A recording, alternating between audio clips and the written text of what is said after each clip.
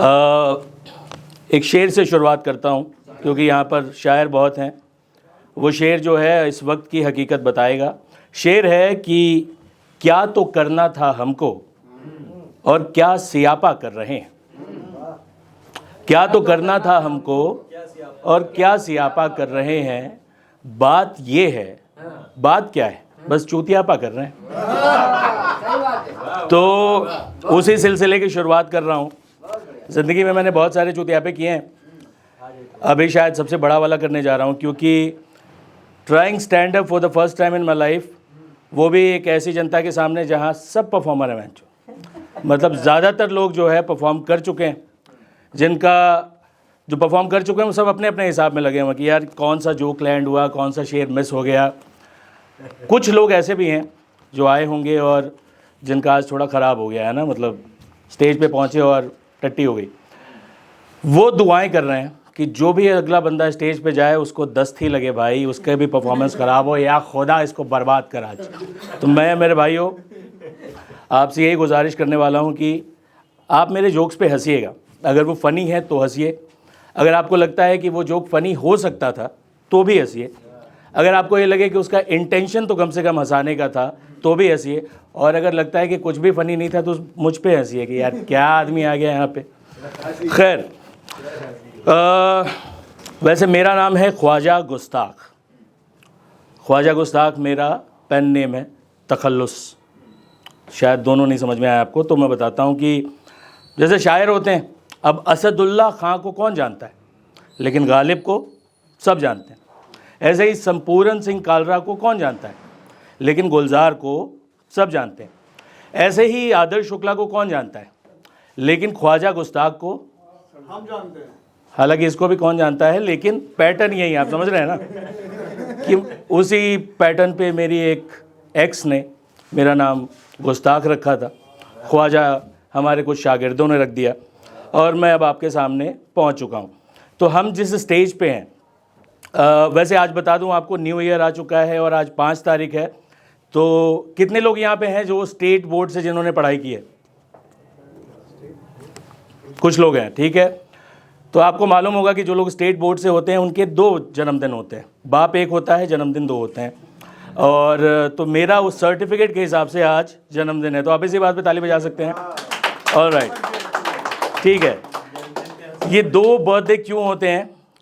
ये 2 बर्थडे इसलिए होते हैं कि जब हम सरकारी स्कूलों में पढ़ा करते थे तो जो 2 चीज़ें होती थी जो हमें हमेशा गिल्ट में डालती थी, एक हमारा मास्टर, दूसरा मास्टरबेशन।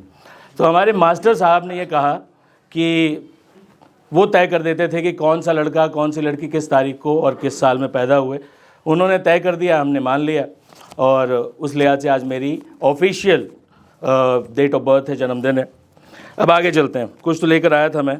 हाँ, खैर अब एक चीज़ हो गई है, अपन जो है वो जिस कैटेगरी में है उस कैटेगरी को कहते हैं लेजेंडरी लौंडे। लेजेंडरी लौंडे कौन होते हैं ये समझाना मेरा फ़र्ज़ है, तो मैं समझाता हूँ। जिनकी उम्र 30 से ऊपर हो गई है, लेकिन लेजेंडरी लौंडे वो होते हैं जिन्होंने महफ़िलों को आबाद रखा है। उनके सारे साथी जो है वो शादीशुदा होकर और रोटी दाल नमक के हिसाब किताब में उलझ गए हैं, लेकिन वो भी उनको भी जब बैचलरहुड का मज़ा लेना होता है तो वो जिन महफ़िलों में शरीक होते हैं वो लेजेंडरी लौंडे आबाद रखते हैं। लेजेंडरी लौंडे वो होते हैं जिनकी तमाम एक्सेस या तो शादीशुदा हैं या तलाकशुदा हैं, है ना। तो हम जो है, हमारा पिछला रेफरेंस जो है वो, अब इरफान खान ने कहा था ना, नाम लूँगा तो बदनाम हो जाएगी टाइप। लेकिन लेजेंडरी लौंडे जो है वो बहुत भारी दबाव में होते हैं भाइयों, क्योंकि मेरे घर में 2 स्टेजेस होते हैं ना, एक 30 से पहले, एक 30 से बाद। तो 30 से पहले जब आप मोहब्बत में रहते हैं, लव स्टोरीज चल रही होती हैं, जो आपकी गर्लफ्रेंड होती है वो ज़ाहिर है शादी करना चाहती है, आप भी शादी करना चाहते हैं, लेकिन डर यही लगता है कि पापा नहीं मानेंगे, और इस वजह से ज़्यादातर रिश्ते जो है वो हम अप्रोच भी नहीं करते कि पापा ऐसा मामला है। मुझको लगता है, उस समय ये लगता था कि यार ये मेरा जो बाप है ये तो जल्लाद आदमी है, इसको अगर मैं कहूँगा तो ये 2 टुकड़ों में काट देगा। लेकिन 30 के बाद वही पापा जो है बहुत लिबरल हो जाते हैं। अब वो कहते हैं कि बेटा अपने हिसाब से पसंद कर लो, जाति का भी बंधन नहीं है, बस लड़की देख लो, तुम अपने हिसाब से नौकरी करती हो, तुमको पसंद लगे, हम सब खुश हैं। फिर मुझको लगता है कि या तो मेरा बाप लिबरल हो गया है या फिर मैं उस समय चूतिया था, है ना। तो ये स्टेजेस होते हैं लेजेंडरी लॉन्डो के। और मेरी मम्मी है वो तो कमाल की महिला है, मतलब मेरी माताजी जो हैं उनके पास ये हुनर है कि दुनिया के किसी भी टॉपिक को शादी तक ले आना है। एक बार मेरी बात हो रही थी कि मम्मी नासा में सुनीता विलियम्स जो हैं वो स्पेस स्टेशन पे फंस गई हैं, लौट नहीं पा रही हैं और इंडियन मूल की हैं, ज़ाहिर है हम लोग चिंतित हैं। मम्मी मेरी क्या कहती है इस पर, लेकिन देखो वो भी गई स्पेस में तो शादी करके ही ना। तो मुद्दा कोई भी हो, लेकिन अब जो 30 से पहले हम थोड़ा बैचलर्स जो है ना थोड़ा डर के रहते थे। आप ज़्यादातर देखते होंगे अंग्रेज़ों के ज़माने में जो होता था Indians and dogs are not allowed, कई सोसाइटीज़ में देखता हूँ मैं कि बैचलर्स आर नॉट अलाउड। बहुत तकलीफ़ होती है भाई। और बैचलर्स के साथ क्या सीन है कि अब हम उस तरह उस लेवल पे पहुंच गए हैं कि अनफिल्टर्ड है। जैसे पहले ब्रोकर फ़ोन करता था जब हम किराए के मकान के लिए जाते थे कि भैया लड़की तो नहीं आएगी, भैया रात को ज़्यादा टाइम बाहर तो नहीं रहोगे, ये वो। अब हम उस दौर से बाहर आ चुके हैं। अब अभी हाल ही में एक फ्लैट ढूंढ रहा था मैं, तो ब्रोकर का फ़ोन आया मेरे पास कि भैया वो मकान मालिक पूछ रहे थे कि कमरे में लड़की तो नहीं आएगी। अब हम हुए हैं लेजेंडरी लॉन्डे, फिल्टर्ड नहीं है, अनफिल्टर्ड। हमने कहा भाई ऐसा है, जो मान जाएगी वो ज़रूर आएगी, ज़बरदस्ती अपन किसी के साथ करते नहीं। ब्रोकर जो है मेरा वो बहुत खुश हुआ, बोला कि भैया लेकिन बात तो आपने बहुत कमाल की है, शायद मकान मालिक इस बात से ना माने। मैंने कहा कोई बात नहीं, हम अपनी सिद्धांतों से अपने उसूलों से लेजेंडरी लॉन्डे समझौता नहीं करते। अच्छा, मैं जानता हूँ कि ये न्यू ईयर वीक है, बहुत सारे लोग तो रेजोल्यूशन के कारण भी आए होंगे कि नए साल में कुछ करना है, अपने आप से बाहर निकलना है ना। बहुत सारे मोटिवेशन के चक्कर में आ जाते हैं। मैंने भी कुछ लोगों को मोटिवेट किया था, वो आए हैं यहाँ पर, और मुझको मालूम है कि यहाँ से जाने के बाद वो बहुत डिमोटिवेटेड होंगे। Sorry guys. खैर, मुझको ये भी मालूम था कि ज़्यादा लोग मेरे जोक्स पे हंसे नहीं हंसे क्या पता, तो मैं अपने ऑडियंस साथ लेकर आता हूँ। केशव भाई मेक सम नॉइस। ये ऑडियंस मैं इसलिए लेकर आया हूँ क्योंकि ये जो भाई साहब हैं इनके कुछ पैसे मैंने उधार लिए थे, आज लौटाने की तारीख थी। वेन्यू मैंने ये बताया है। अच्छा, इसको खोलना नहीं था क्या? खैर कोई बात नहीं। एनीवेज, तो that was my first attempt to do some stand up comedy. आपको हालांकि अंत में मैं कुछ बातें सुना देता हूँ, क्योंकि मेरा नाम है गुस्ताख, ख्वाजा गुस्ताख शायर।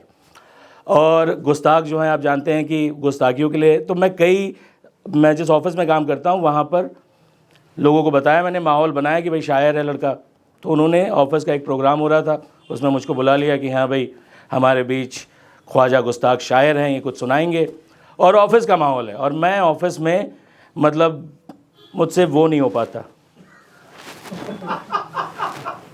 I can't. मेरी अपनी पेट है, मैं अपना नहीं कर पा रहा हूँ, दूसरों का क्या ही करूँगा। तो उन्होंने बुला लिया मुझको मंच पे कि भैया ख्वाजा गुस्ताख शायर कुछ सुनाएंगे।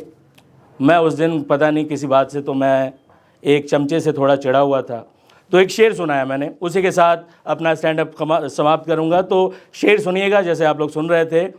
शेर है कि तू किस बात पे इतरा रहा है, तू किस बात पे इतरा रहा है, दिल हर बात पे झटुआ रहा है। सुना है थूक डाले गए हो तुम भी, सुना है थूक डाले गए हो तुम भी, ये उनके मुंह का गुटका रहा है। आप लोगों ने तालियां बजाई हैं। मुझको इसके बाद मेरे दफ्तर से शो कॉज नोटिस मिला और मैं अब परफॉर्मेंस इम्प्रूवमेंट पीरियड में हूँ। और फिर मैंने सोचा कि जिस वजह से मेरी नौकरी जा रही है उस वजह से कुछ आमदनी हो जाए, इसलिए मैंने ये स्टैंड अप शुरू किया है। Thank you so much. Thank you for being a lovely audience. Thank you so much.